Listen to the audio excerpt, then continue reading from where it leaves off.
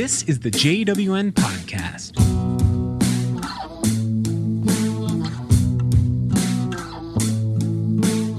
Nora Roy grew up in the Charleston area, but relocated to Brooklyn to further pursue her music career.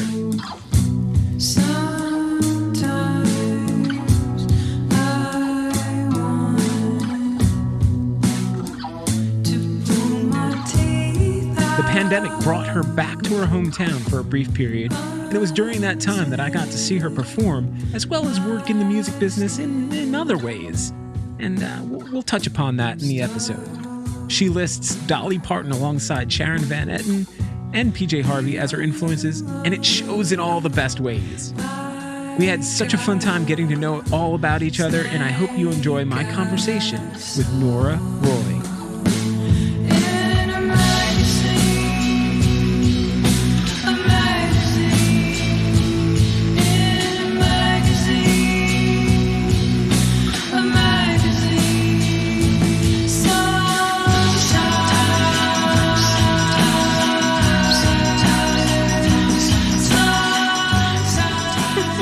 I've been on a hiatus of podcasting for like the last few weeks. And not for any reason other than I just needed to slow down.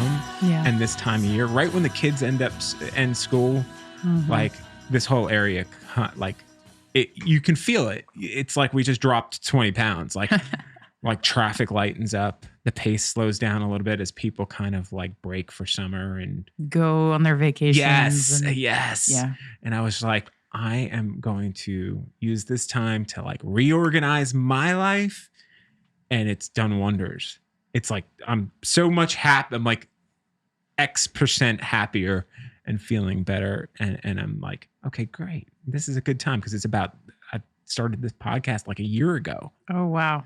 And so it was like, I started out like putting out 2-3 episodes a week. I was like running, I was hitting the ground running. Right. I was like, I'm going to do all this stuff, blah, blah, blah. And then I was like, too much. I'm going to burn out.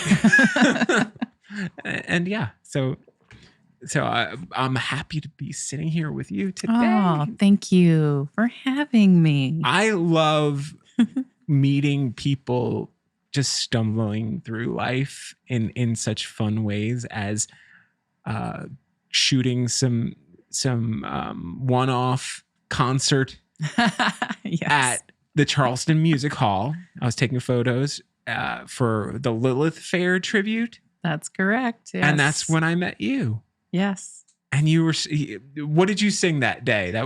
There were so many good songs that day from everybody. I sang Joan Osborne, One of Us. I sang Where Have All the Cowboys Gone? Yes. By Paula Cole. And Carnival by Natalie Merchant. So those songs, that whole concert was filled with songs that was just like, oh, I love this song. Oh, I forgot about this song. Oh, this is a great one. But it's funny to see the song choice and you kind of get an idea.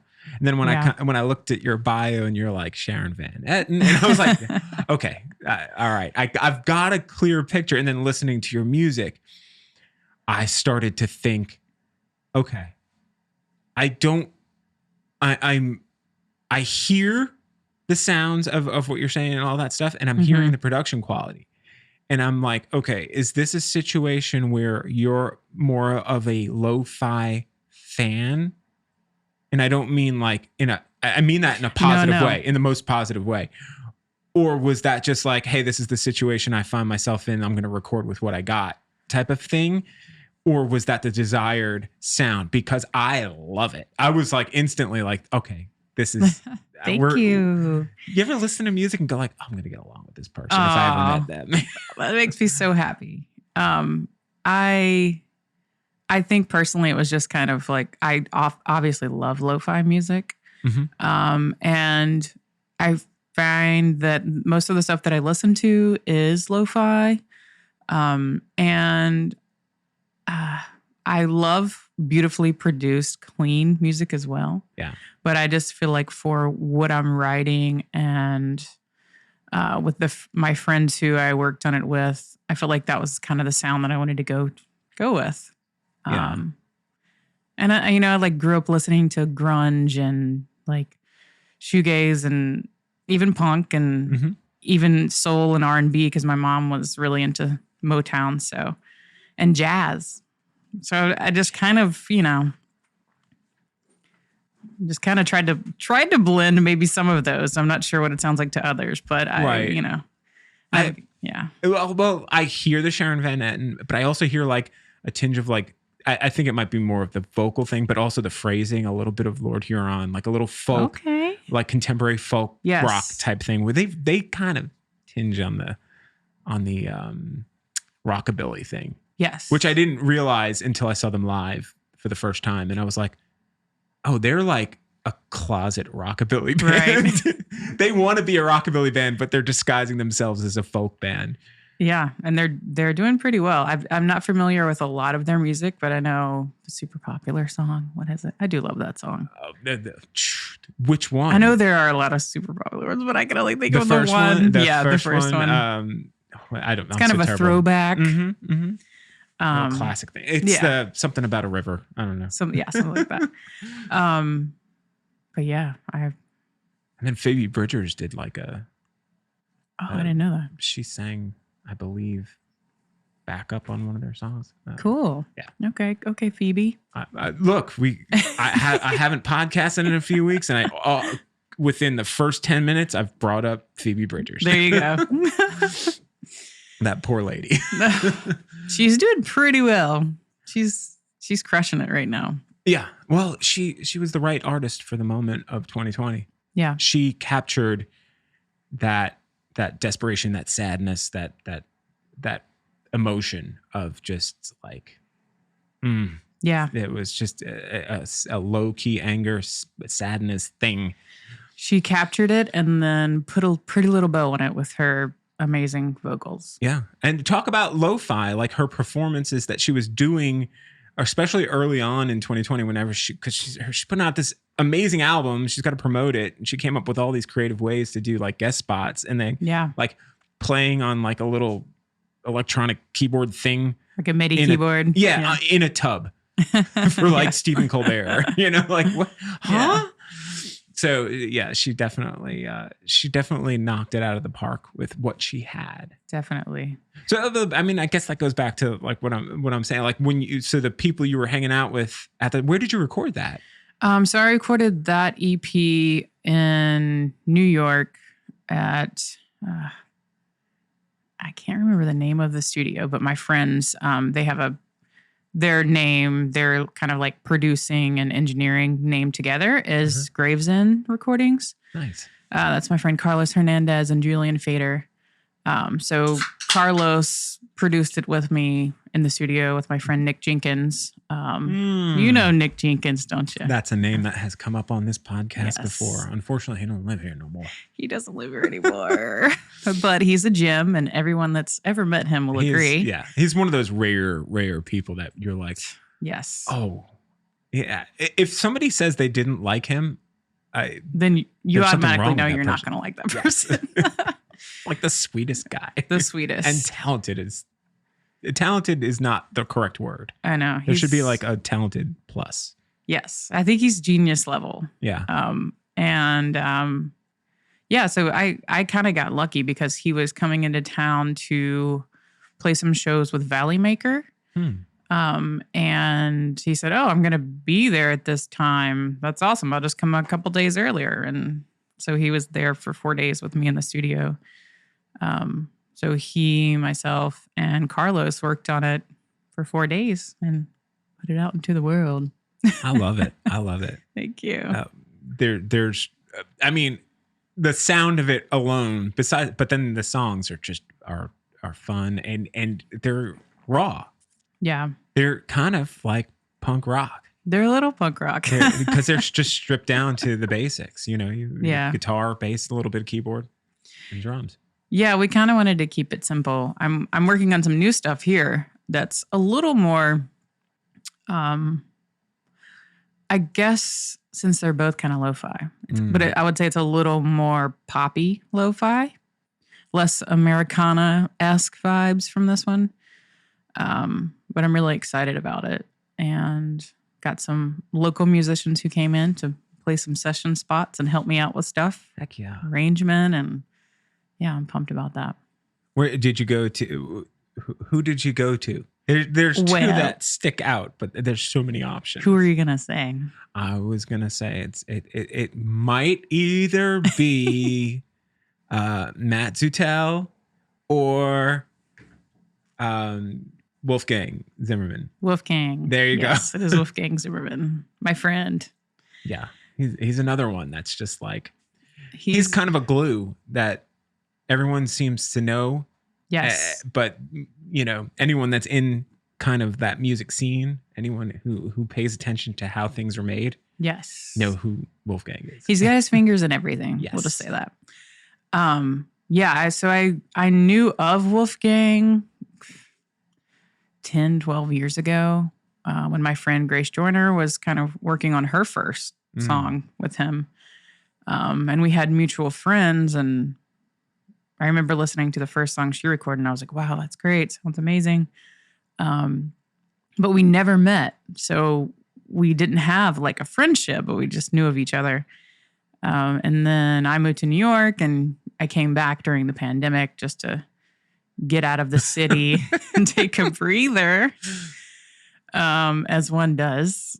Yeah, New York's great till you go through a catastrophe. Right. Mm-hmm. Yeah. I mean, I was there for the thick of it. I came back to Charleston in November of last year. So been here for a good 6 months. But yeah, I decided to reach out to him and figured why not use this time to, you know, in New York, you're doing the rat race. It's so hard to take a break and work on your creative stuff when you're working all the time. And, you know, and it costs money. The pace is, yes. Pace is outstanding.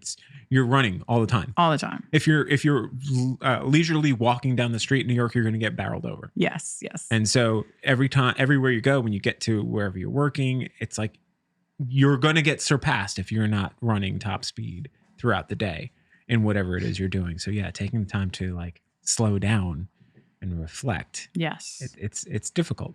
You have to escape. Yeah, you do. And it has been nice to be able to have that escape here, and I'm so grateful for it.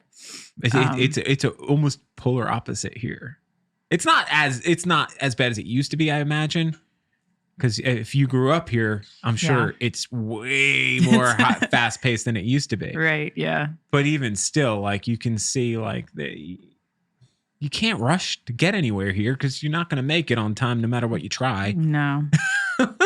You're right. It still is a polar opposite, even with, you know, people moving here and the population going up. But it changed a good bit, but it's still a southern city, and there's still a different vibe than there is in a big city like New York or LA. There's you're forced into slowing down. Yes. Like you cannot keep that pace here because no one will let you. Right. People will be like, you're insane. What's wrong with you? Yeah. Oh, yeah. You want to do that at this time of day? No, you can't. Don't think so. No. So let's dial it back a few years. Okay. So you grew up in this Charleston area. I did. Tell me about your upbringing. Where did creativity kind of sink its claws into Nora Roy? I guess I've always been interested in music since I was a kid. I didn't really have any training or, you know, I remember getting a keyboard and just being like, oh, I don't really want to do that. Isn't that the worst? It's the worst. Someone gave you the keys to the castle and you're like, I know. This ain't mine. Now I'm like, texting my friends, hey, can you give me some lessons? Because I really want to learn piano. So yeah, I kind of wish that I would have indulged in piano courses or, you know, anything when I was little, but I did not. But I loved music. And like I said, my mom has always been a huge jazz fan, and my dad, you know, rock and roll like the Doors. So there was always music around, and R&B. One of my favorite albums that I listened to over and over, and I was probably 10 years old, was Al Green's Greatest Hits. Heck yeah. Something about that album hits kids. I mean, it's like good. Young, like prepubescent, like something, you know, you don't know what he's talking about. Right. Like, But let's stay together. You have no concept of what's going on in that song, but you feel it. It's the emotion, I think. Yeah. But yeah, he's got some sort of quality about him that he hits you with a vibration, like yes, at a core level. So he could be singing about making Lego castles, and you'd be like, "That's beautiful." Yes, and his voice and just everything about that. But yeah, so then later in my preteens, I got a guitar when I was probably 14 and taught myself some chords. And did you have a friend or peer that was a guitar player that was a few years ahead of you that you were just like, oh, I got to talk to that person? Did you have like that kind of person? You know, I didn't really have that kind of person. My brother played a little bit around the house, and had friends of friends, but no one that I kind of was like, oh yeah. I mainly just listened to so much music and bought so many CDs. And I would like read the inserts and see who produced it. And even though I had no idea about any of that stuff or how it worked, I would just read everything about it. It's fun now to go back and look at like, oh wow, that person produced like this album and this other completely different album, but I loved both of them. And now you're like kind of put it together. You're like, oh, that's why. Right. With completely different sounds and, you know. So I was really into that and just consuming so much music. When Kazaa was a thing, I'm showing my age. When Kazaa and Napster were a thing, I downloaded so many. Oh my goodness. So many songs. Yeah, and I was kind of obsessed with music and had this idea of like starting my own label, but I didn't really practice or play or write music at that time. I would like write poetry or something. And I didn't really start playing a lot until my early 20s, and then again took like a break and didn't do anything. And I was like, I don't know if I want to do this as, you know, full time. And so I was kind of a late starter in that. I always hung around musicians, always had musician friends from Charleston and in New York, but I don't know. I think part of me just didn't think I was good enough. So unfortunately. Isn't that the saddest thing in the world? It is. Looking back now, I'm like, what? You just have to kind of own it and do whatever, no matter what you sound like. Anyone making music can be an artist. You can hit a key on a keyboard and you're making music, you know? I feel like there's if people were to understand even the most amazing musicians, the Nick Jenkins of the world, when you strip it down to its core, it's attainable to be able to get that skill. Now, to get his vision, no, that's unique to him. But to get anyone's skill level, yeah, you could put in the time. You could do that. And to feel like that imposter syndrome, that's the early onset imposter syndrome, when it's kind of probably true because you're not good enough yet technically, but when it gets in the way of progress, like I can't do that, and just not doing it, that's so upsetting. It's like that ever evolving procrastination wheel. Just keeps going until you kind of decide to break it and like, no, you know what, I am good enough, and stop comparing yourself to others. But then you see someone like Jenna Desmond who was also in that, and the way she got started in Susto was look almost on a lie. Like, oh, they needed a bass player, and Corey's like, hey, I know this person who plays bass. She never picked one up before. Like a couple of weeks later, she's playing in a nationally touring act. Perfect. I think that's awesome. But you know, she totally did the fake it to him. Now she's, you know, she plays guitar and bass and she's fantastic. Yeah. But honestly, just like being thrown into something is, and like you're saying, like just, you may tell a fib and not say if you're exactly this great player, but you'll learn and grow as you do it. Yeah. I wish there was a class on like a Presley Randall from Baby Yaga. Like if you're familiar with her. I met her and I've listened to Baby Yaga, but I don't know her very well. So her story is very similar as far as like she decided, I want to play guitar, and before even playing for a year, she figured out how to play like an open tuning, like a drop D kind of like open tuning thing. Drop D. And she's like, oh, this is all I need. And she puts out that EP, and it's I believe she recorded with Wolfgang Zimmerman. I think either Maybe. Wolfgang or Matt, maybe. One of them. Yeah. I should probably not say. I believe. But it's, I mean, they put amazing production around her, but at its core, when you strip it down, you can hear like it's just her playing kind of like these open chords in a grungy kind of fashion, but it's really just her expressing herself with what she's got. Right. And then putting, you know, they put kind of like a nice little package around it of seasoned musicians and excellent production and made this beautiful thing out of it. And then you see them live and they can pull it off, you know? So it's really kind of cool. But that whole thing of going back to where we started talking about the garage kind of sound, that lo-fi kind of recorder in a room type of thing is always interesting to me because it forces you to listen to the heart of the song.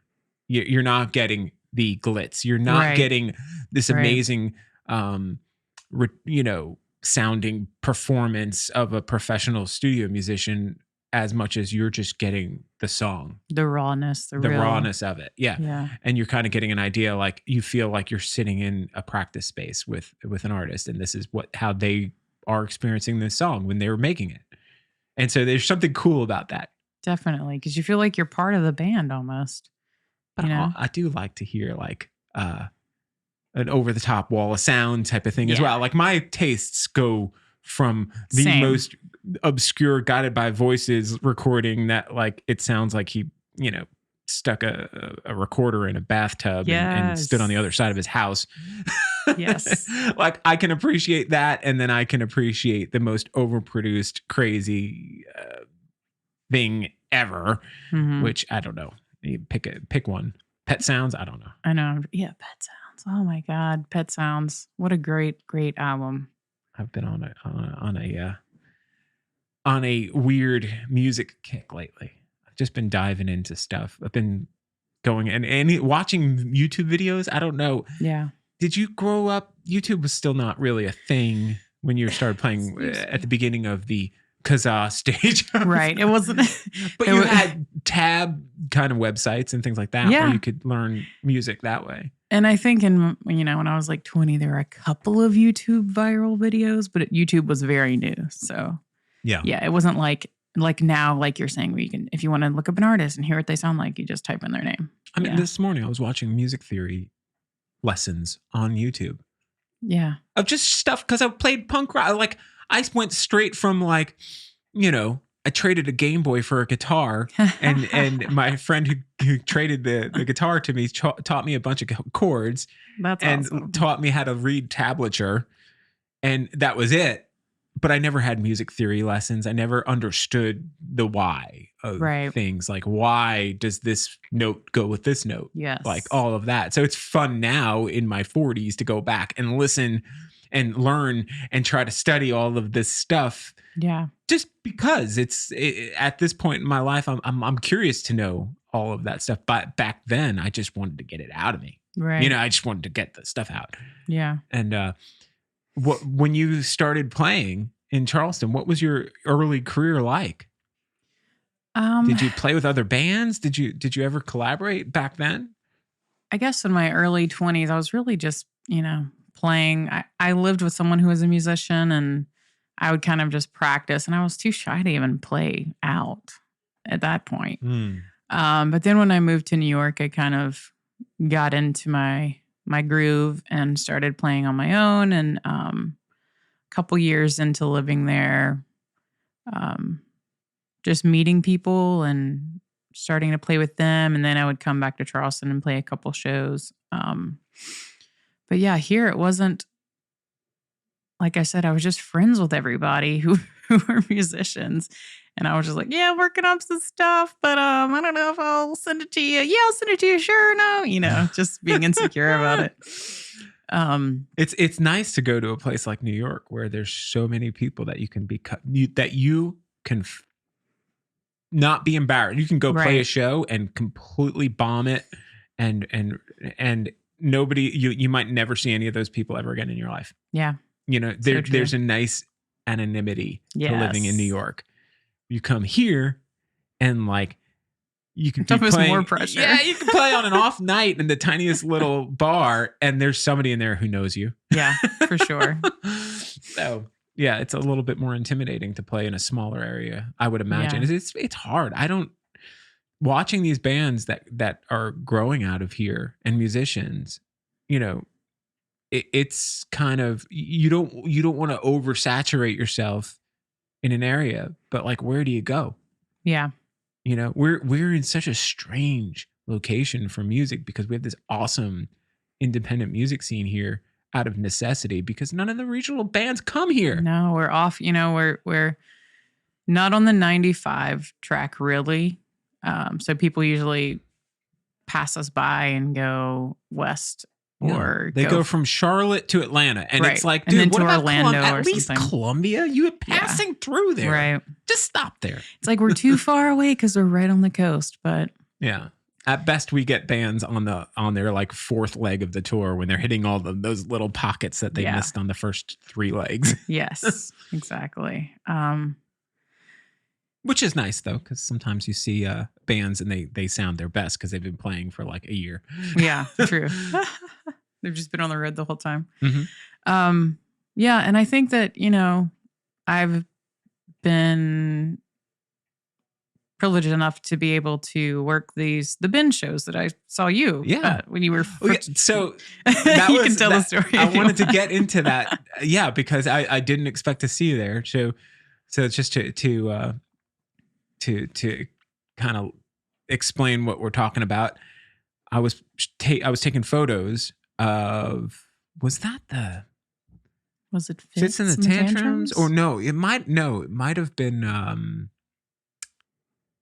oh gosh, Smith and Myers. I don't want to say anything negative. But that was a weird. That was a weird show. We could talk about that, but it's not fair to anyone because there's no one who we only have our speculations of what happened at that show. Right. It was a sold out show with half the audience. Yeah. There. In other words, I think everyone was confused. I think the organizers might have figured it out, but we just don't know. Right. Is that people bought tickets aftermarket, not realizing that one ticket was for a whole pod, which the pod shows, which is a concept that's very 2020. Right. Never really existed before, as far as I know, but you bought 4 seats basically in a pod. So people were buying, they were scalping the tickets and they were buying, like 2 people would come from out of town and buy 2 pods thinking they were buying 2 tickets. Meanwhile, they had 8 tickets. Oh my gosh. Yeah. Spending thousands of dollars. Right. So, and half the field is empty and it's a sold out show. So you're like, what is going on here? It was a little nuts. Anyway, I digress. That was so I had walked in to take pictures and you walked up to me and you had your mask on. And so I totally didn't recognize you. And of course I wasn't expecting to see somebody who I had just taken pictures of like a week or 2 before performing to be working security. Security, that's at this outdoor venue. And so such a Charleston music scene wonderful thing is the amount of people, the musicians that are working in the music scene, supporting the music scene, as well as being musicians in the music scene. Like Justin from Susto is an easy example of a guy working at the Royal American as like a what was he, a bar back or something like that? Yeah. And then next thing you know, his band is breaking out of doing international touring and whatnot. Yeah. So that was pretty cool. That was interesting. So how long have you had that relationship going? What came first? Was it your performance that kind of segued into doing other things with that, with the music hall people, or was it vice versa? I've known Charles for a while. We're not super close, but I know him and like, what he stands for. And he's doing such a great job at Charleston Music Hall. He had just kind of reached out to anyone who was looking for a part-time gig doing the binge shows. So I reached out to him and thankfully he hired me to do them. Heck yeah. Especially at that time. I know. And working outside during the pandemic is just I wasn't too sure about, working inside during this time. So just to be outside in open air, you don't have to really worry about anything. And so yeah, I've known Charles for a while. I've done a couple of shows at the music hall with Lindsay Holler. And yeah, it just worked out so nice. He's doing such great things. And going back to what we were saying about the touring acts, it's great that the Bend is doing these shows, and hopefully there'll be more later. I hope they continue. It's not so hot. By the way, I hope they continue. I hope they do too. And I think they will. I hope they continue. I'm whispering because I know this might not be a popular segment, but I hope they continue as pod shows because I don't like the staggering of leaving and coming in. You know what I'm saying? Like the timing of like how much time it takes to leave and all that stuff. But when you get rid of those kind of protocols, but you still have like assigned spots where you can just kind of like picnic. Yeah, you can have personal space. For the right kind of music. Like I felt like Fits and the Tantrums did not belong in that scenario. I felt like it felt like they were still great. They sounded great, but I felt like it fell flat in that environment. It didn't make sense to have like dancey kind of party music in a situation where you know what I'm saying? Like I would rather see like jazzy, bluesy kind of like sit down and appreciate it and feel the vibe, or even like a country type of thing. Like I feel like would work there. Psychedelic type stuff, jam band type stuff, stuff where you could get up and dance and all that stuff, or you could sit down and enjoy it. Yeah. Whereas Fits and Tantrums, you want to be up dancing in a like with a light show, and you know what I'm saying? I know what you're saying. Yeah. You want that sound of a club, that booming, that all around sound. And maybe I'm wrong. Maybe it's my own personal taste. That's just kind of, I'm spitting out like it's some sort of factual piece of information, but I know what you're saying though. As a sit down, like have your own chair, enjoy the show, and have your own personal space. I think that's important. As the older I get, the more I want that. Park it, like put your chair down. People have like charcuterie boards and stuff. Decorated their pods. Decorated with lights. The Smith and Myers was extremely patriotic. I guess that was it Memorial Day weekend. So people. Oh, it was, wasn't it? Yeah. They were putting flags all over. I was like, this. I didn't notice that so much. I was like, this crowd is about, one statement away from turning into a political rally. yeah. But it was so cool that like you could do that. Like I enjoyed all of that. I thought it was so just a unique experience based on things that have existed. Outdoor kind of shows like that have existed, but they're usually geared towards older folks. Yes. And so to see, to not be quite a senior citizen bringing your folding chair to an outdoor jazz thing, and doing it for like rock and roll and whatnot is kind of nice. Yeah. It's really nice. I like it. I like it a lot. Like I said, I'm with you. I hope that it continues, and I'm glad that it's there because we're, Charles is kind of bringing people from all over, like big acts that probably wouldn't normally stop over during their tour because it's a little out of the way. Right. Yeah? And we're able to do it here. We're able to do it safely, and we're able to bring in a crowd and guaranteed almost crowd. Because, if you're a big act and you skip over the city, when you come, people will pay, Yeah. If you don't come very often. Oh yeah. Man. Yeah. So how did you feel working in the music business, like in doing like security? Like, first of all, let's answer that. I want to know how you felt like doing that. Like what's going through your mind as you're processing this, because you're a young, talented person and you're grateful. Obviously, you just expressed how grateful you were for the opportunity to get to work in a safe environment. And it's better than stocking shelves at the supermarket, whatnot. Yeah. So what was going through your mind as you're watching this whole display? Excuse me. I think, the idea of doing security, I was kind of like, oh, I'm going to be security. Are people going to listen to me? Just being a woman, and people tend to not listen to authority, especially if it's coming from a female voice. Not everyone, just saying some people. But But yeah, I wasn't exactly sure what I would be doing.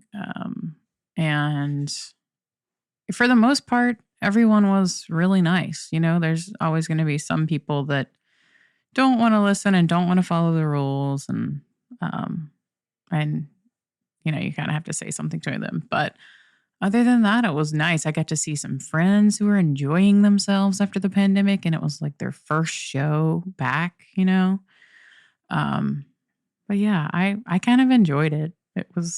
I liked being outside and listening to music, even if it wasn't my style of music. It was just nice to hear live music again. It was I'm sorry. Say it. Just say it. You know, I was so distracted during most of the band's set, and this is what I wanted to talk about next. Okay, because you were my hero that night, and I know you're not taking credit for it, but you were the messenger, so you are now my hero. Oh, thank you. So I was shooting this show, and actually, I was talking. We were over off to the side of this field. Now, for people who aren't from Charleston and who have never been to the Bend, it's this field. It's right on the water. It's in North Charleston.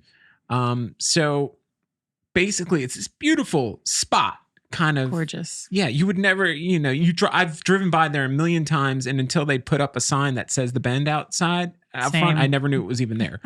Like it's because from the road, you don't realize the expanse of it. So this beautiful field. It's perfect. They put the stage up on this little hill. It's very visible to everybody out in the crowd. It's just set up great. And then to the left, you've got the skyline. You've got the bridges in the background. Mm-hmm. When the sun sets, it's just this giant open sky of beautiful puffy clouds. It's an amazing, beautiful colors. It's so pretty with the sun setting there. And so the sun was setting, and I was with some friends of mine, and I taking some pictures of them, and was talking to you, and then the band went on like 30 minutes early or something like that. Whatever it was like we weren't expecting to start. Yeah, because you asked me and you checked your phone to see what time it was. And so I had my phone. Yes. And I'm talking to you. Key point of the story. Phone was in hand. Phone was in hand. I said, oh, I got to go. I only can shoot the first 3 songs of these shows because that's, you know, bigger shows.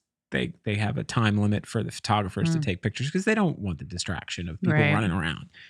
I get it. It's cool. So I sprint back to the stage as fast as I could with a gimped up leg. I had an ankle brace on because I still had an injury. So I'm like half running, half limping back to the stage to take pictures of the first 3 songs. And so I take the first 3 songs, and when I'm done, I sit down in my pod with my friends, and I go to grab my phone because I immediately take the pictures and transfer like a few select ones and send them to the promoters, the people who hired me. And so I went to go do that. There's no phone in my pocket. So I'm retracing my steps. I was like, oh man, I was all over the place. So there was another photographer there who's with the band. And so I stopped him and I was like, hey man, if you see, because you know, there's a whole hill of space that people can't sit on that we're running around shooting. And so I'm like, hey, if you see a phone, I lost my phone during the first 3 songs. So whatever. And then I think I was like, the last person who I saw with my phone was you. So I was like, let me go find Nora and tell her, hey, I lost my phone. The last time I saw it was with you. So sometime between the time I saw you and going upstage, I don't know if I dropped it while I was trying to half-ass run and limp. You did sprint. I'll say that. You were like, I gotta go. Yeah. Because we were like, the show's starting already. It seemed early. Yeah. You know? Yeah. It took us all by surprise. Yeah. But we didn't know also that the opening band was also the backing band of the headliners. So they didn't really have to reset anything. They just had to. And they were just a duo. So yeah, they just had to step backwards 2 steps, and the the other 2 guys step in front of them, and they were ready to go. Ready to go. We weren't prepared for that. We weren't. So I run back to you, and I explain what's going on, and you're like, okay. And you got on the radio. That's right. And people. you put I out got the word. security radio. Yes. And the and beep by the beep, way, as we call them. this is it makes my heart so warm. But I think it's important when you're in need in something as insignificant as dropping your phone somewhere, which is kind of significant these days. But yeah, I mean, in the grand scheme of things, it's a thing. You can replace it. But you know, when you put it out there into the world, like, hey, I'm struggling. I need help. mm-hmm. I went to somebody in this authority figure, Nora Roy. Oh my gosh. I've never heard that in a sentence before. Security extraordinaire.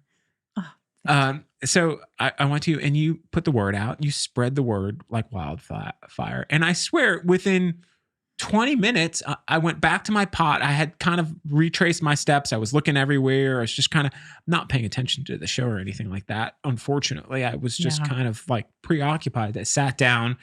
I was like, man, I don't know what to do. I guess I'll have to get a new phone. I was like, and I have on my watch the ability to ping the phone, and it was grayed out. So I was like, I think my phone is off. I mean, it's nowhere near me, because if it was near me, I'd be able to like see that where it was. And like, you know, there's all of these tracking things you can do with your phones these days. So I wasn't too paranoid about it, but I was still like distracted and annoyed. And then all of a sudden you come walking up and you're like, your phone has been located. Did I say it like that? Yes. And then like, then you so brought professional. it to me. Excuse me. We've located your phone. Sir, I'm going to need you to sit in your square. I've located your phone. The target is located. Yeah. Yes. And so the happiness and joy, but not of getting my phone back, but just of the success of like putting out there, hey, I'm in need, getting help, and having it like work out. Aww. That whole situation made me so happy. You did give me a hug, which I was like, it warmed my heart. Yeah. Well, you were so happy that we made it happen. I was so excited about, I don't know. Sometimes I find myself, especially at that time, I mean, I don't know about you, but I took, I kind of got like cold cocked by this pandemic emotionally. I thought I was fine until I wasn't. Yeah. And then I was in a pretty dark place, very pessimistic, very down and out as far as like mentally. Even if I was trying to hold it, if trying to hide it, it was just seeping through my pores. Like people noticed, right? People close to me knew I was not doing well. So, you know, to those kind of things that give you like that spark of hope, like, hey, everyone's humanity. Not. Yes, people are generally good, and I know that to be a fact. But sometimes when you go through something like this, it's easy to start thinking like there are so many assholes, right? You know, and to focus in on the negative and the bad. And so then this optimistic situation presents itself, and I was just I was happy on so many more levels than just getting my phone back. Right. That's what I'm trying to say. Yeah. In like a long-winded way. But I was so excited. I don't even know where it was. I have no idea where you guys found it. I think someone found it where we were, by the water. And we must have just missed it. And they must have come like right behind us and picked it up, because, I mean, it didn't take long to locate it. Or maybe it was on the hill. But I know you had it in your pocket. So it had to fall out of your pocket on the way to the pod from the water. Yeah. And then, so from now on, I don't put when I'm doing like photo jobs, because I keep it in my back pocket. Yeah. And it's a bad spot. It's a bad spot, especially if you're crouching constantly. Yeah. So, yeah, I learned that lesson. Well, I'm really glad that we found it and that gave you that experience, because like you said, you know, the pandemic wasn't great, you know. Well, I think that you should get a promotion. I mean, I know it was your first security job, but I think there should be like the next level, like security plus or security something like plus. That. Okay. Yeah. Like team lead of security. You knew how to handle a situation that was nonviolent. There we go. Didn't crack under the pressure. Right. That was awesome. Dude. I located the subject in less than 10 minutes. Seriously, that's like This a is world becoming record. like a crime podcast now. They're true crime. True like, crime. Who had it? Who tried to get into it? And then Whose fingerprints were located on the device once we found it? Oh yeah, and I was calling my wife from my cell phone, and like, can you call my phone? But then it was ringing on my watch, and I was like, oh, hold on, I got to turn off my watch so you can call my phone. I wonder why that must be like a dead zone or something for. I don't know. Because it wasn't pinging. I have no idea. At the end of the day, not a big deal. I got it back. They didn't do anything. Whoever turned it in did the right thing. Yeah. And you have a record. You're batting 1,000 in your security resolution experience. So how did that feel though? Like I'm trying to put myself in your shoes as a musician, as an artist and a creative. And yes, I get the grateful situation, but also from your perspective, and you're watching this music happening and you're watching the production of it and this whole thing from the perspective of you're a musician, but you're working outside of that capacity in the music business still, right? For that gig. What does that feel like in your head? Do you sit there and pick apart things as you're watching this, or are you just kind of focused on doing your job? There's always like a kind of a lull after the show starts. So you kind of like get a chance to relax and listen a bit. I don't really pick apart anything, just because I think everyone has their own style and their own way. And I wouldn't want someone to do that to me. Right. But even on like a technical level, like, oh, how are they getting that sound? Or how are they doing that? Like that kind of thing. Yeah. So, even with like the sound, you're always just kind of like picking up cues, and I would, sometimes I'll be like, oh, it's so loud. Oh, this sounds like this. And, not that I'm a complete sound person or know a lot about sound, because I don't. But, sometimes as someone who's viewing it, you just notice a couple of those things, Yeah. And obviously, I think that night they played a lot of covers, and I was like, whoa. And I think I realized that they were kind of a cover band. Right. It was so weird trying to figure out what they were. Because I remember talking to someone else and being like, wow, they opened the set with 2 covers. Wow. And then they were like, I think they only do covers, which they did do some originals, I think.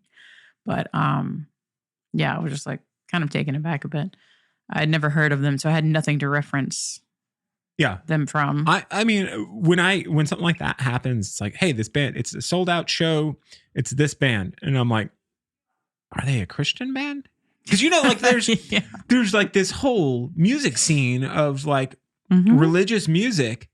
Like rock style. But have you ever kind of, down here, I imagine it might be easier to be exposed to, but it's definitely, it's almost like a parallel universe to whatever's going on in the world right now. Like there's a Christian version of like Taylor Swift. You know what I'm saying? Like there's a Christian version of name your rock band that's popular.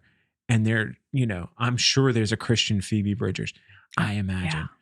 Yeah. And you just replace words with God. You just replace it's almost like pronouns with God, basically. They take the sound almost or the genre, that kind of thing. Like if you're a fan of this band, why don't you check out this band? And it's like they're almost like an alternate reality version of them, but all of their songs are based in or influenced by religious themes. And so I immediately thought that that's what they were. And then I looked at like their Spotify and I'm like, these are all cover songs.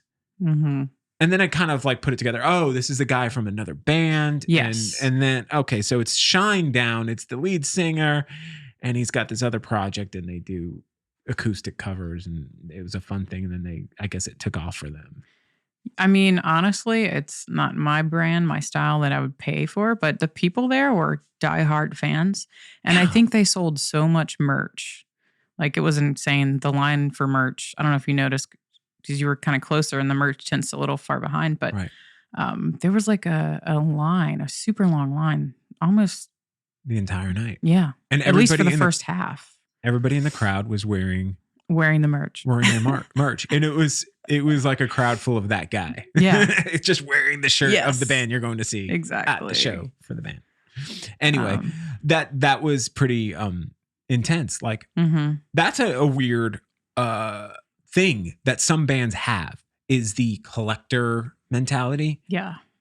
I don't know if you like Guided by Voices is a band I brought up. I love Guided by Voices. Love Guided by Voices. And they're definitely, if you're somebody who's into collecting things, if you're a completist, or they're the type of band that will infuriate you, because it's impossible to own everything unless you've been with them from day one. Right. Because they put out so much stuff. So much. And so much limited stuff. So they'll release like, they'll create like a fake band. Or no, I shouldn't even say fake. They'll just create like a side project, even though it's the same players. Right. Yeah. And release like a vinyl release limited to like 2,500 copies, and they'll sell out within 5 seconds of them releasing it.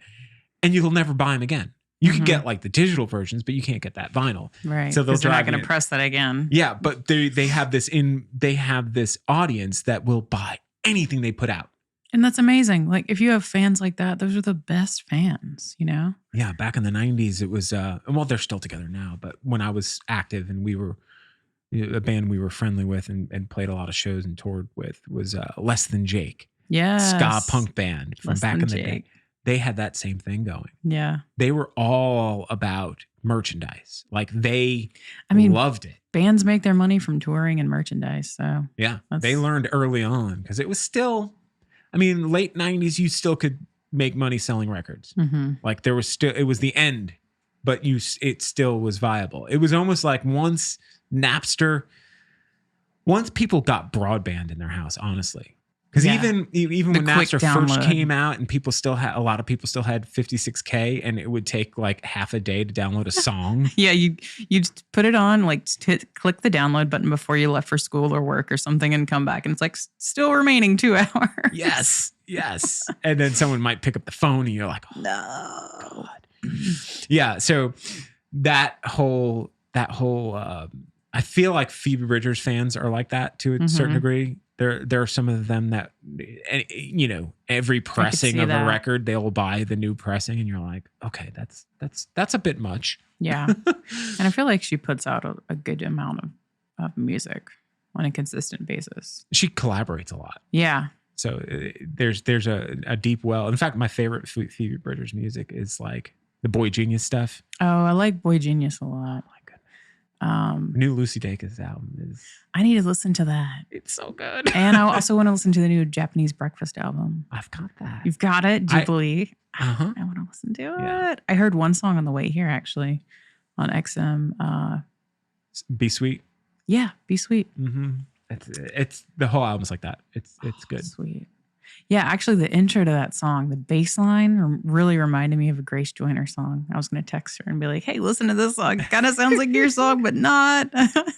Well, what are your top songs right now? If you had to say, like, right now, current music, new music that has come out in the last like 6 months. Oh boy, where are you at?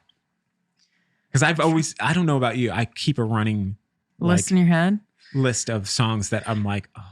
I'm going to go to my phone really quickly. You can't see this, but this is what I'm doing, because normally when I'm at home, I'm listening to usually Spotify playlist, and they're usually old music, honestly. Like the other day, I was just trying to get some stuff done, and I was listening to Alice Coltrane, which I love. But recently, as far as new music, let's see. The other day, I listened to this band Squirrel Flower. Squirrel Flower. I have not heard Squirrel Flower. I love this. I think they are a New York band. I'm not exactly sure, but I follow them on social media, and I like kind of what they're putting out. Squirrel Flower, I like. Let's see what else. What just recently came out that I was listening to? Oh my God! Well, what do you think of that? Stuff. The Sharon Van Etten, Angel Olsen. That's great song. That's in my top 5 songs of the year. It's so good. It's that 2 of good. my favorite artists. Yeah. Of all time. And for them to hit it so hard out of that, I mean, it's such an obvious, like the main like riff is 100% Born to Run from Bruce Springsteen. Yeah. And it's so obvious that it works. Like, it's like, they're not trying to like pretend, oh, that's coincidence. It's like, nah, dude, you knew what you were doing. They knew that it was going to hit, you know? Yeah. It's got this anthemic quality to it. It's just like, yeah, man, come on. Yeah, I listened to this playlist. I really need to get on the new music trend, to be honest. I know new artists, and sometimes I listened to Doja Cat the other day, which I know she's not like new, but just some of her singles that are good. It's like good pop. Yeah. I enjoy it. Well, it doesn't have to be new artists, just music that's come out like that. Even, any kind of new even releases. Paul McCartney put out like that remix album. Oh yeah. Of his last album, and then other artists like kind of remixed it or redid some of the songs. Yeah, and the stuff that the Sharon Van Etten, I think it's like the 10th anniversary.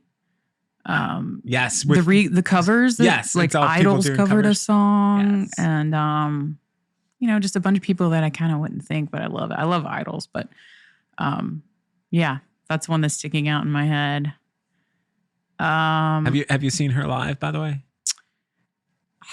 I have not seen her live. Yeah, she's good.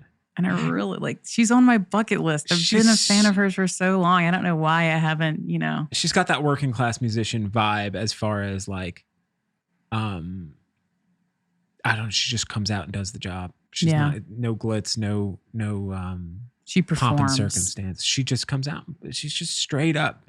Yeah. I'll bring it back to like a Bruce Springsteen type of like working, you know what I'm saying? Just busting her ass. By the end of the set, she's just soaking wet with sweat and just, she's working. Yeah. And she's great. Up there. Yeah, she's good. She's great. Have you listened to Torres at all? Yes. Her new Doesn't she song, have a new album? It's coming out soon, but her the first single she put out is the most poppy, glorious, like drippy love song, but done because she is just so slightly awkward. Mm-hmm. She has such a weird phrasing about the way she constructs like verses and lyrics, and the way she will sandwich words in it without making it sound awful. Like she'll bend notes vocally that like you're like there. Yeah. But it works. It's so unique to her. So she could take something that maybe would come across a little too glowy and fluffy and make it just amazing. And like, yeah, that's what I feel like her stuff. She's in such a happy place right now. I guess she's in a good relationship. Yeah. So I follow her on social media also on Instagram. And that's what I've noticed. I think she's married and super happy. And yeah, I really liked her previous album. I can't remember the name. And there's like a blue cover, but some of those songs I was like, I really resonated with me and her voice. And I got into her on her second album, the Sprinter. Okay. And that was when I got into her. And then she did her last record on 4AD, which is like a major label. Yeah. Was just so good. And then she got dropped from the label because she wasn't selling enough records, I guess. She wasn't, they said she wasn't commercially like. She had no commercial appeal. Yeah. Which wasn't hitting the numbers they wanted her to. I'm rolling my eyes very heavily because that album was so good. I think that's Three the one. Futures. Yeah. I think that's the one I'm talking about. It's kind of her sitting in the middle of like on a couch. Yes, and it's a painting, right? No. The painting one is Silver Tongue. Silver Tongue, that's the one that I with like a UFO in the background. Yes. Yeah. And that's her wife's painting. Oh yeah, Jenna Griven. She's amazing. I kind of went down her Instagram rabbit hole, and I really love her work. I think she's in the current issue of Juxtapose magazine. Okay, that's big time. That is. That's like the Rolling Stone of for artists. Artist. of pop art music, pop artist, not pop artists. I mean, like current contemporary artists. Yeah. Like not music artists, painter type, graphic, all that kind of thing. Visual artists. There you go. That's the word I'm looking for. Ay. I got to listen to that album. Yeah. But that's on Merge Records. Yeah. And so I'm not taking credit for this. I'm not taking credit for this. I'm secretly taking credit for this. Okay, let's hear it. So when she announced on Instagram that she got dropped from her label, I tagged Merge Records. I tagged 2 record labels. I was like, dude, you would thrive on a label like Merge Records, or I think I said maybe Saddle Creek or something like that. Because I was like, it's just, you'll have that freedom to be you and to change and to and they don't care if you sell 1 million records, Yeah, because they care about the artists. They don't care about the numbers, which is obvious. You look at Merge Records, like the music they've put out of that label is just consistently good. Even if you're not familiar, if you listen to any of their artists, it's always just, it's amazing work. Yeah. And it's not because the artist is commercially viable or whatever. It's because they're just amazing artists. Yeah. So I'm like, oh, this would be, and then she signed with Merge, not because of my comment. But I know. You may have had a little part in there, I know that I basically said, hey, you'd be perfect on either of these labels. Yeah. And so I will not take credit for it, but I secretly take credit in my own head, in my own world, in my fantasy world where I have some sort of power to connect the dots between an amazing artist and an amazing label. Okay, I just thought of one other artist that I really like that I've been listening to who just released an album. Faye Webster. I have that record too. You do? I got it. You have everything. I got it in the same box as the Jubilee? Yes. Nice. I got it from like the Secretly store or something like that. Yeah. And then, so that. Secretly Canadian? Probably. Yes. So I got those records. Yeah. Cause they're pretty cool. When you shop on their website, they'll be like, oh, you're buying the Faye Webster album? Why don't you buy this and we'll give it to you for half off? And you're like, okay. All right. Then you end up with a stack of records. There you go. Like, I just wanted this one record, but okay, great. I'll check this other stuff out. I need to buy some records. My record collection has gotten obscene. You got like a wall full? What do you got going on? I've got, those crates. 1, 2, 3, 4, 5, 6 crates. Then I have furniture, like where my record player is and stuff. So yeah, it's that's a lot of records. It's not per crate, Put it this way: I have friends that my collection looks silly compared to, but I'm also an adult with kids and career, and it's really like a lot of real estate that they take up. But I want to support. I want to buy the music from bands and artists that I believe in. I don't want to just stream it because I know that while the numbers mean something to them, the numbers help their career. It doesn't pay. So I'd like them to continue to put out a physical product and have that thing. And there's something tangible, not Spotify, because we know Spotify doesn't pay. I know it. It's insane. But it's weird because then you got to play the game like, okay, I'm going to buy this record, but I'm going to listen to it on Spotify too, just so that you get the numbers up. I'm playing this weird game now in my head. This is so nerdy, by the way. I'm enjoying that you're entertaining my nerdiness on this. But like, Apple Music sounds better than Spotify if you have an Apple device. If you have like Apple, like an iPhone, and you play Spotify, and you can even set the settings as close as possible, like to like the quality or like whatever the settings are in the apps. It just sounds better on Apple Music. It just sounds better. I'm sure they've curated it that way. They figured it out. They figured it out. You're listening on AirPods or, something like that. Apple's headphones on Apple's device. Yes, their software is going to sound a little bit better. Just a little bit. A little bit, yeah. It's noticeable. But then I'll be like, yeah, but nobody cares about Apple Music play counts. I don't even know if they display them. I've never even looked. Do they? But Spotify, they have all of the social aspect of it. And I feel like if you're a musician trying to get a gig, they're not going to look at your Apple Music play counts. No. So then I find myself listening on Spotify so that I can make sure that these smaller artists that I like are getting the play counts.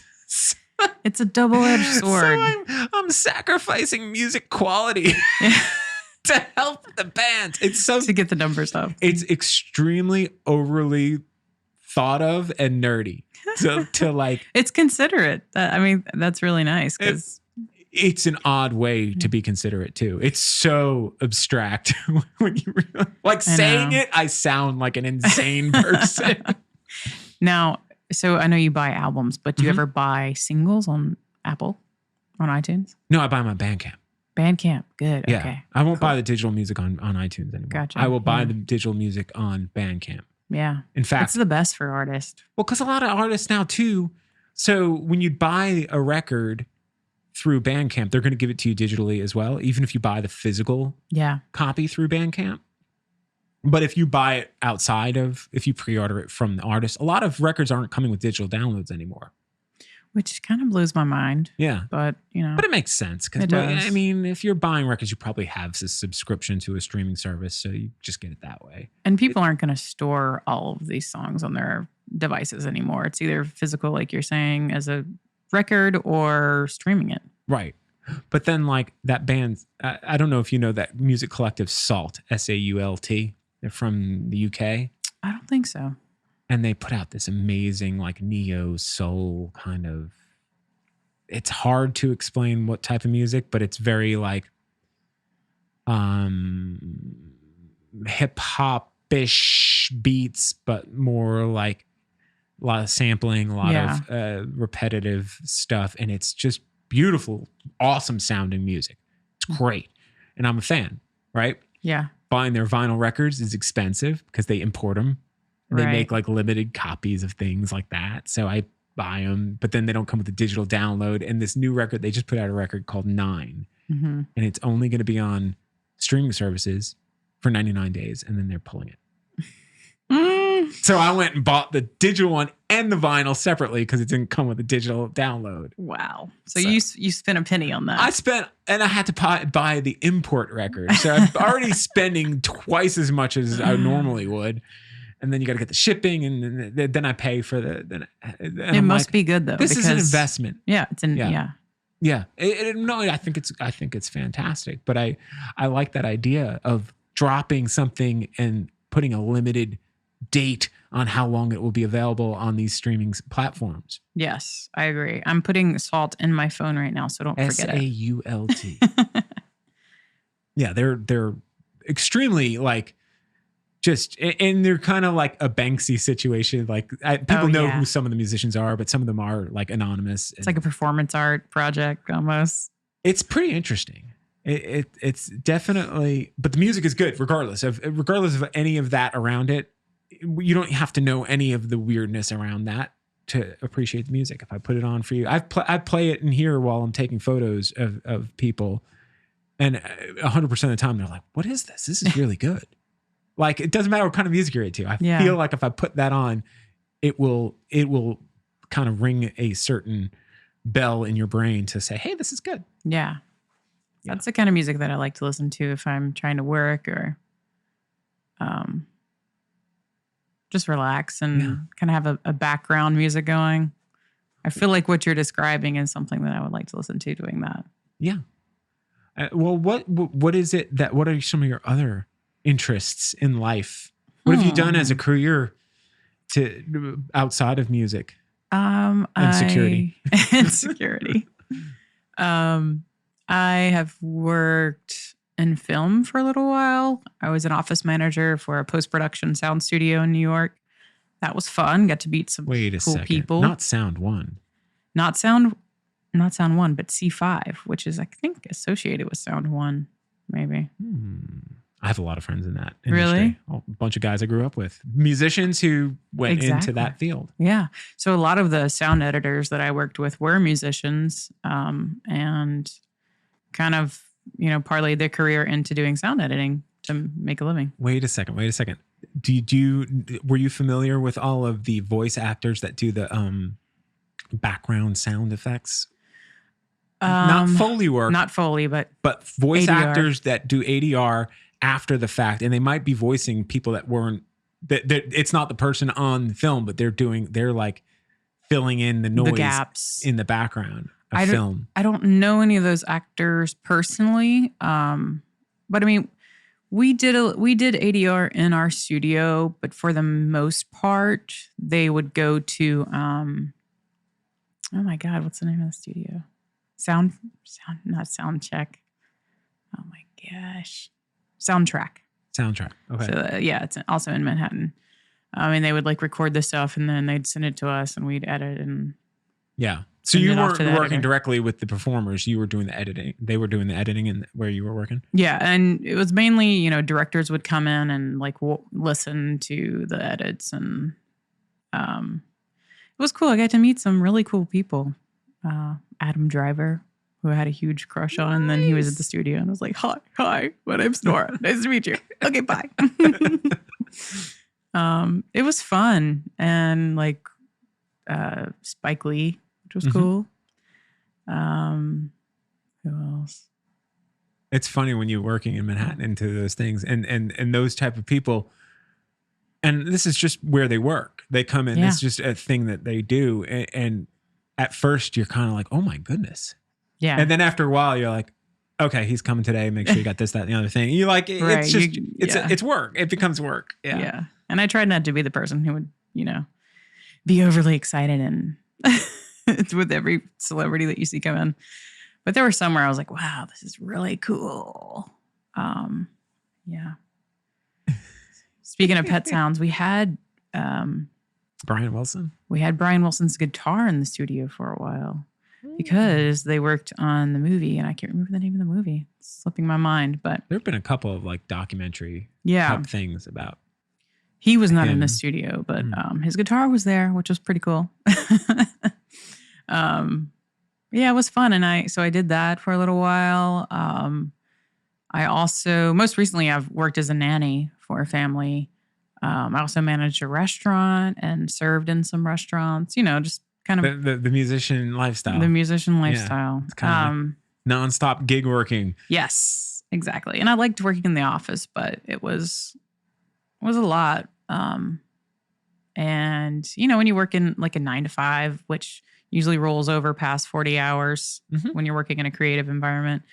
I felt like I didn't have space to create my own art. So, well, there's something about living on a schedule, right? Knowing where you got to be every day and blah, blah, blah. There's part of it that almost satisfies something in our DNA to kind of have a pattern. And you know, like when you're raising, you don't have any kids. I don't have any kids, but when you're raising kids, yes, like it's important to keep them on a certain schedule and pattern, and it shifts as they get older and all that stuff, and you have to learn to keep, you know, changing it and following along basically. Yeah. But there's something satisfying about that. But at the other, exactly what you just said, it's not the best thing for wanting to put creative output because you don't get to choose when the muse is whispering in your ear. Yeah. But it could happen while you're at work and you're like, I can't just stop and go like record this idea or write this thing down or flush this out. Yeah. Yeah.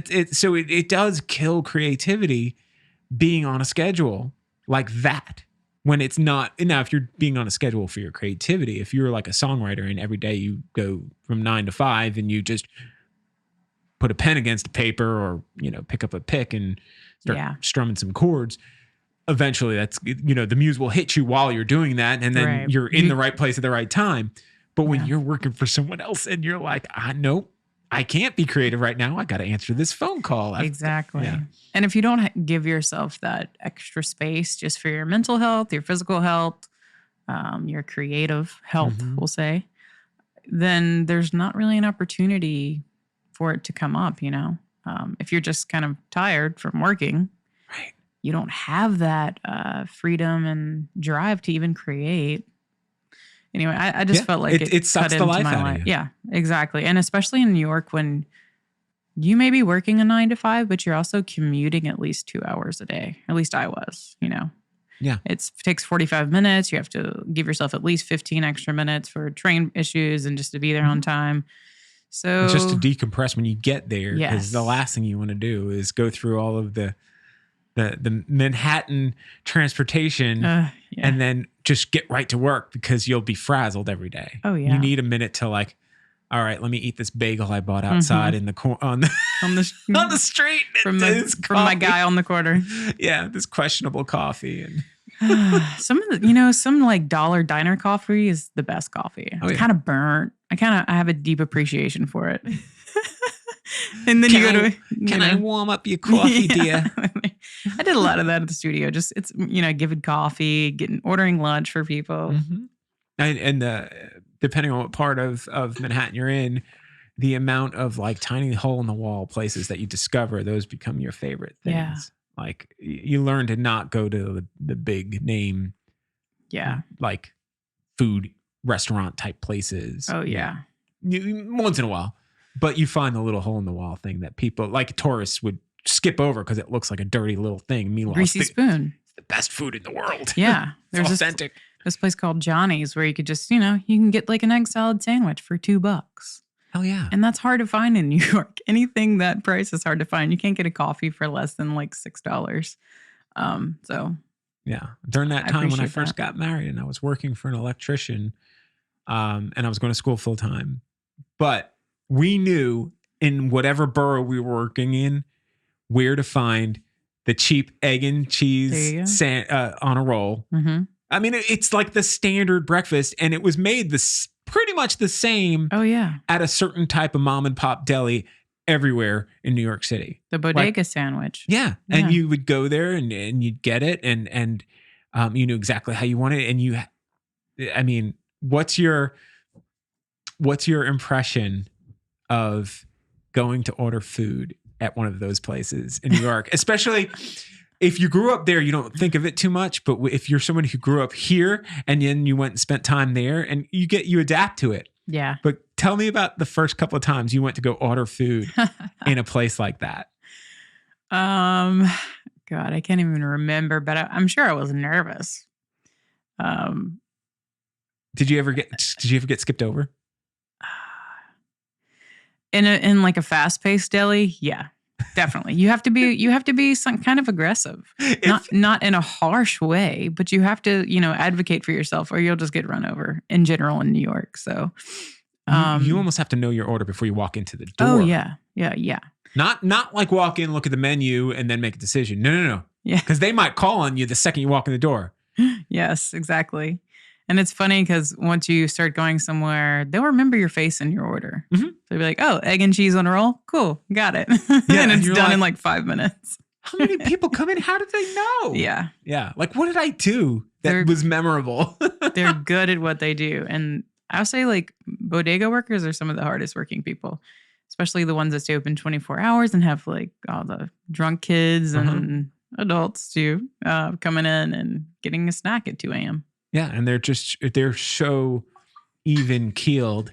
You know what I'm saying? They're able to just roll with the stupidity that walks in there on a constant basis. The obnoxious people. Yes. But the anxiety of ordering, though, to me, was always funny. Because it was just like, if you're with somebody who wasn't, if you had a friend from out of town and you like try to prepare them, you're like, okay, no. We need to discuss this before we go in here. Right. What are you ordering? Right. Because if you go in there and the minute you go like, they'll be like, okay, you step back. And when you figure it out, we'll call on you. And then like 18 people get served in front of you. You're like, nobody has time to coddle you. You just need to know what you want and go get it. I love it.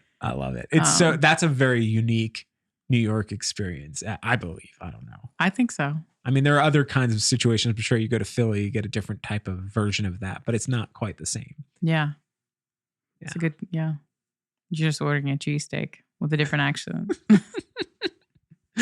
Dude, I went to this one place in Atlanta.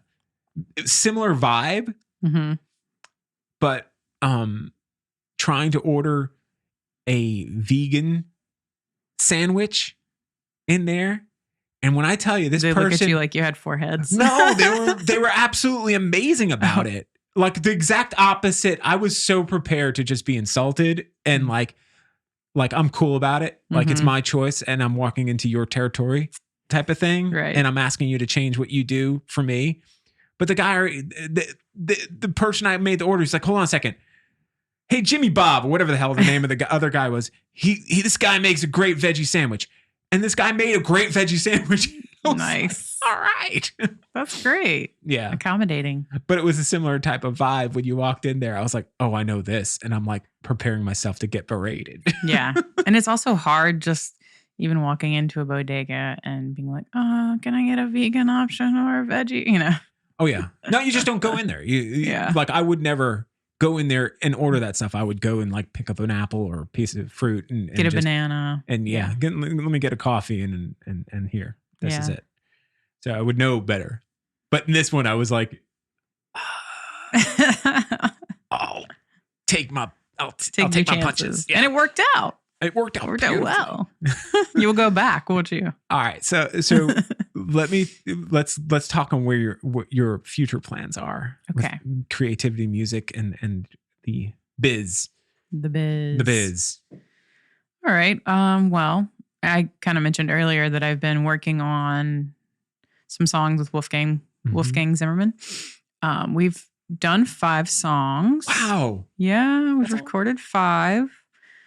I am going back to New York in a couple of weeks. So because I want to kind of keep it the same style since he's producing and I kind of co-produced some already and then he put his spin on it and some he completely produced. I think I want to probably just release an EP instead of a full album. Which I think is I don't think releasing a full album is even necessary anymore. Yeah. I mean, I had this whole idea in my head of I need to do an album. Like I did an EP. I want to do a full album. But the more I think about it and the songs that I worked on, there's no pressure to do a full album. I don't want to just kind of like write songs just to fill some time. Right. I think if you're working on a concept that begs to be in an album format, but for streaming, I mean, not everybody listens to a full record when they stream. They usually pick out 1 or 2 songs and add it to a playlist. And and that was my thing. If I release the EP and just release a couple singles, it'll be 4 songs, 4 or 5, depending on the time. But so that's where I'm at. We still have to mix, and I don't know if I'll have it mastered because that is extra money. And a lot of things don't really, in my opinion, need to be completely mastered. If I was doing a full album, I might master it. But I feel like we'll listen to the mixes and it's hard for people to tell the difference. It is. And I think, I don't know too much about it, but as far as sound quality goes, especially on streaming platforms, I know it helps. But if they master knowing that this is going to be consumed in a lower bit rate and all that stuff. Yeah. But yeah, so I think we'll probably just mix it and hopefully it'll be coming out in the next couple of months. I don't have a set date yet. But I would love to release a single within the next 2 months.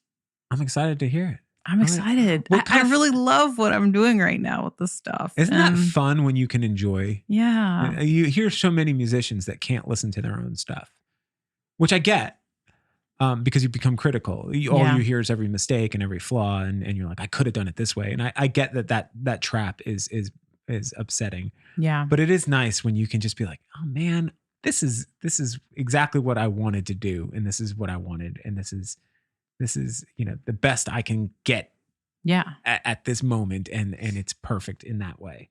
Yeah. What kind of themes are you working with? Let's say the first single. Let me tell you. Yeah. Okay. So the first song we recorded is called Goo, if that gives you any. And it's kind of Goo. It's called Goo. And it's almost kind of a throwback boppy vibe, but also with some grungy elements to it. It's not as kind of Americana as my last stuff. This one is a little more, I don't want to say produced, but It's just a little more chill, I would say. Yeah, there was a bite to that first EP. Yeah. You know, you got a little distortion on that. Yeah. You got that kind of, it almost sounds like you're plugged in straight to the board. Yeah. Like that kind of sound. I don't even which know is a how cool we recorded it anymore. Can't remember. Yeah. Yeah, so it's a little more chill. It's still got that like kind of grungy undertone. It's still very much lo-fi. And I think I personally, as a writer, am just becoming more vulnerable and open. So hopefully that translates and people can relate to it, because ultimately, as an artist, that's, for me, that's what I want people to relate to it. That's all of my formative music was me relating to that feeling, Yeah. being a lonely, weird teenager. Well, that's, I want to know what the battles are that you're fighting, that you're like, what's the thing that maybe is an underlined thing, Gotcha. or under, what's the word I'm looking for? Like a thread, maybe that's in the background. You might not be singing about it, but it's there. Right. Yeah. So I would say, especially because I wrote some of these during the pandemic and some before, dealing with depression and, we talked about it earlier, like not believing in yourself and self-confidence and body image. I would say those are some of the underlining elements. See, I screwed it up. I put the underlining. No, it's okay. I'm like, underlying lining? Underlying is the right. Underlying is the right one. Either way, they know what we're saying, Yes. right? They can. The little thing that connects it all, underneath the surface. Yeah.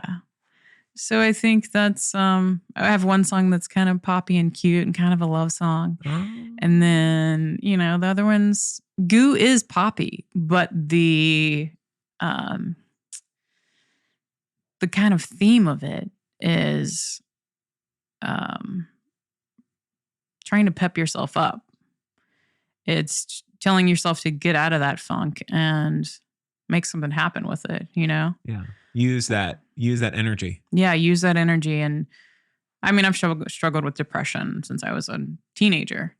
And I have my bouts of, being cool, and then having my depressive months. Mm-hmm. And the pandemic was really hard. And I think writing this song during the pandemic helped me through it.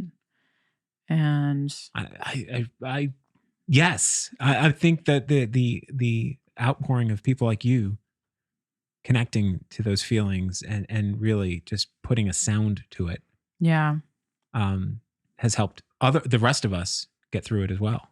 I hope so. The aftermath to me seems to be worse, than the actual going through it. Yeah.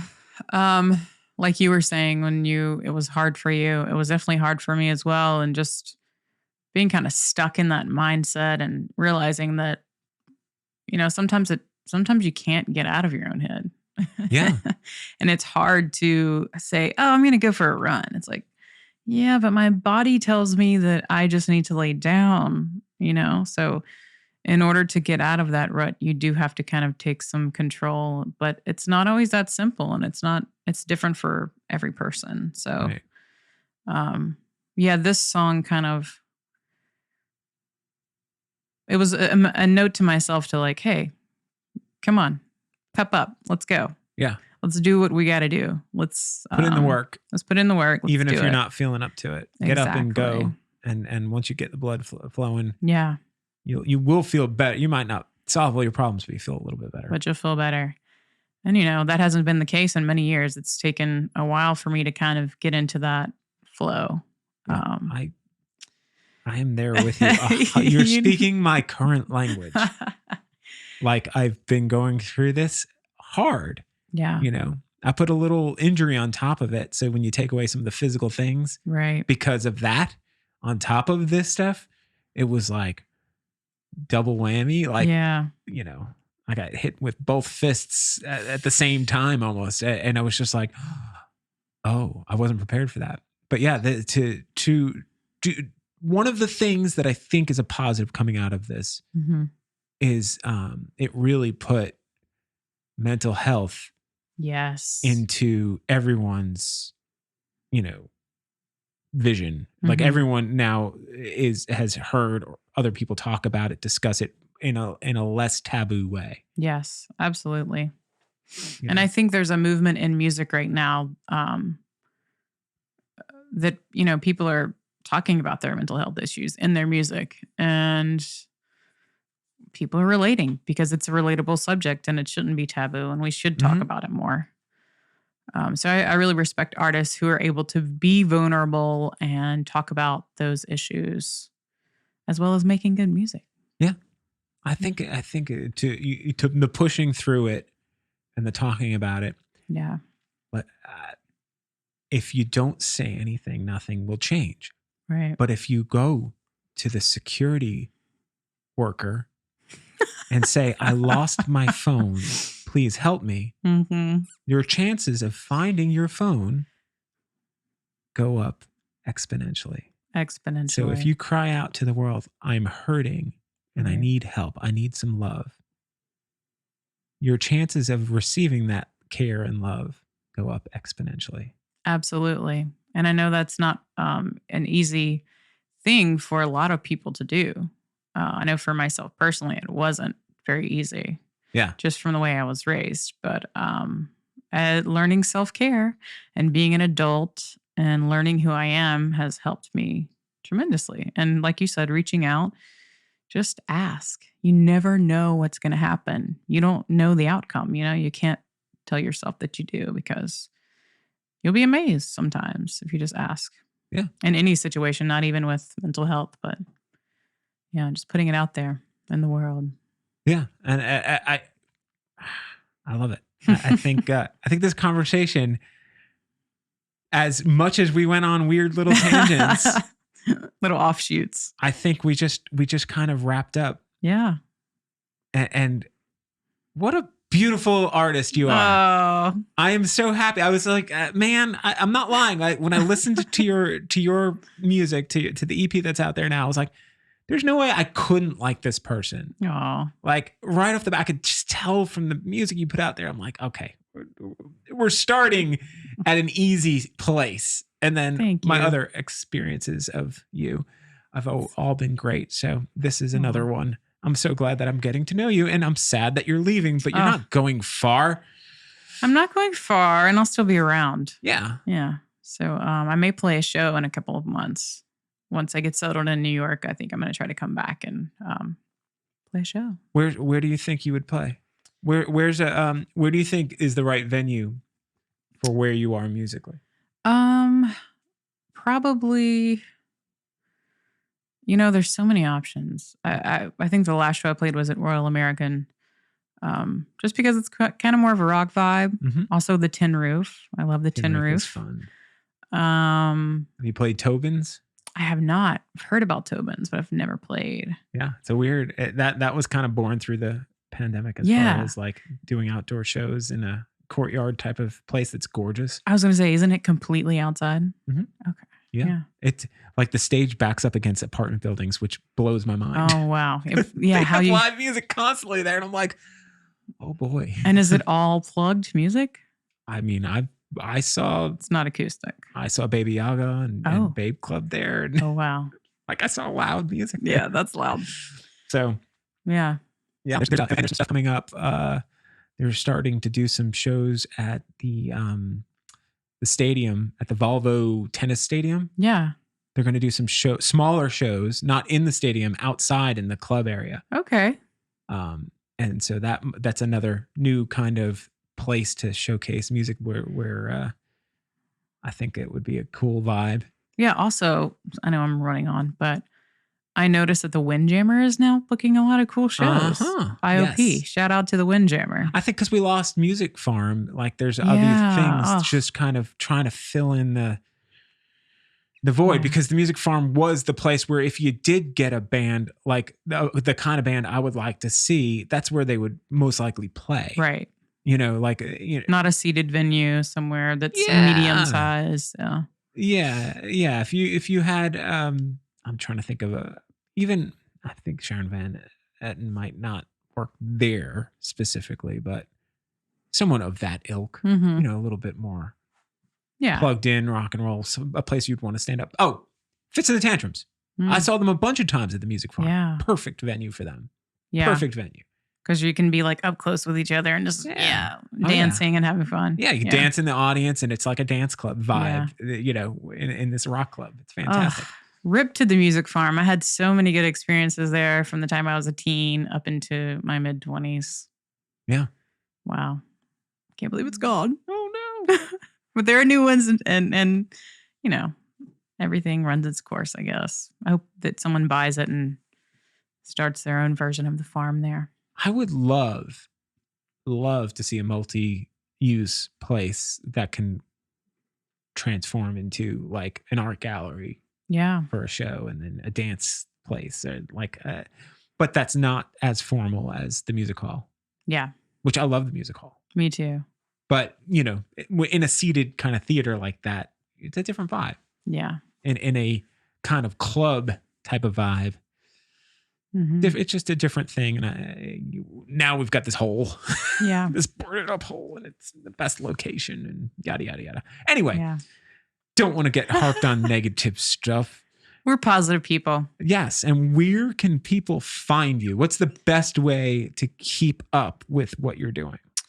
So if you follow my Instagram, which is at Noriwa, which is NOREWAAA, I'm going to be posting single releases, album updates, stuff like that. I also have a link on there to a mailing list that I'm starting if you'd like to join the mailing list.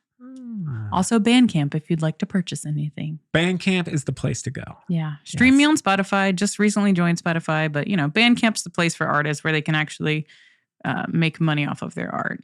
And we love them for that. Oh, yeah. Most of the money goes straight to the artist. Yes. Bandcamp takes so little, and then they do the Bandcamp Fridays where they give all of the money to the artists. And they've continued to do that throughout the pandemic, which I think is amazing. I mean, I think they should just keep doing it, period. Yeah. Monster Music has their vinyl, was it Saturdays or something like that? Vinyl Saturdays, the first Saturday, or is it Sunday? I don't know. Yeah. The first something of the month, they do 20% off all vinyl. Oh, I didn't know that. Yeah. I might hit that up before I leave. I haven't been there in a long time. Oh, yeah. It's the beginning of July. Yeah. Right? This week. Almost. As we record Can you this. believe it? Right. So there's going to be a 20% off vinyl. So if you've been looking to buy some box set, and they do it even on the box sets too. Wow. I don't know why I'm giving it and those are free expensive. We were plugging. We secretly work for them. You'll see Nora. Don't steal from there. She'll be working undercover security. Yeah. I'm really not going back to New York. I'm just going to hang out at Monster Music and be security. She's going to be behind the double pane glass. A mustache and big glasses, and you won't know who I am. Well, I will link that up. Well, not Monster Music, but your Instagram and Spotify and Bandcamp and the show notes. And you are amazing. You are. I am so happy that we sat down to do this. Thanks so much. And I can't wait to hear this new music. I can't wait to share it with the world. I love seeing great artists work with people like Wolfgang because, it's just going to be amazing. I love that guy. Yeah. All right. Peace. All right. Bye.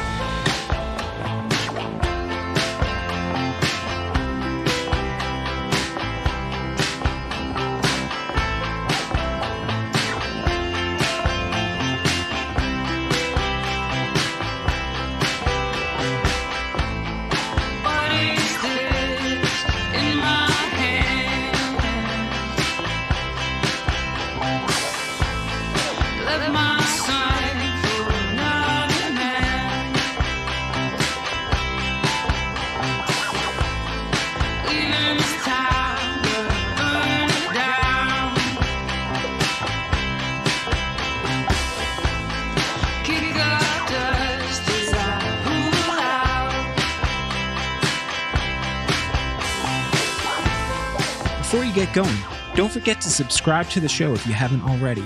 And also, you can check out more at jwnpod.com or follow me on Instagram at Joe Latex. That's at JOEL, the number 8X.